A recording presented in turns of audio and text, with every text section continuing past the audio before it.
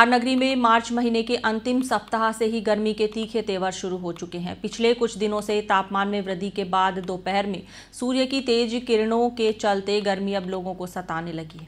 हालांकि रात के समय तापमान में कुछ कमी आने से लोगों को कुछ राहत मिल रही है, लेकिन सूर्य की तेज किरणों के बाद लोगों को अभी से ही तन झुलसाने वाली गर्मी परेशान किए हुए है।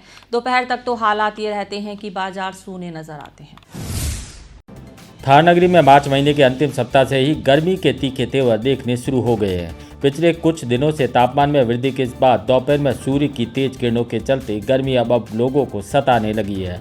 हालांकि रात के समय तापमान में कुछ कमी आने से लोगों को कुछ राहत जरूर मिल रही है, लेकिन सूर्य की तेज किरणों के बाद लोगों को अभी से ही तन झुलसाने वाली गर्मी परेशान किए हुए है। दोपहर तक तो हालात यह रहते कि बाजार सूने नजर आते हैं। बाड़मेर में भीषण गर्मी का दौर शुरू हो गया है। यहाँ अधिकतम तापमान 40 डिग्री को पार कर गया है तो न्यूनतम तापमान भी 20 डिग्री से ऊपर चल रहा है।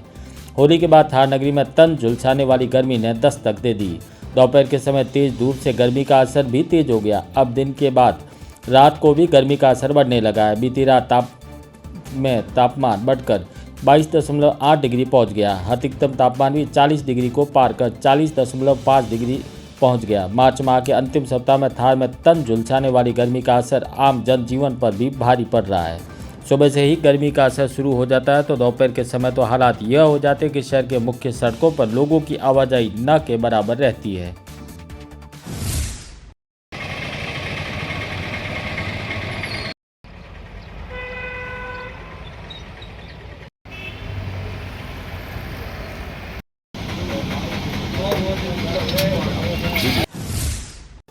होली के बाद मंगलवार को थार नगरी में भीषण गर्मी का असर देखा गया, जहां अधिकतम तापमान 40.5 डिग्री पहुंच गया, वहीं रात का तापमान भी 22.8 डिग्री पहुंच गया। ऐसे में लोगों को न दिन में चैन मिल रहा है और न ही रात में आराम।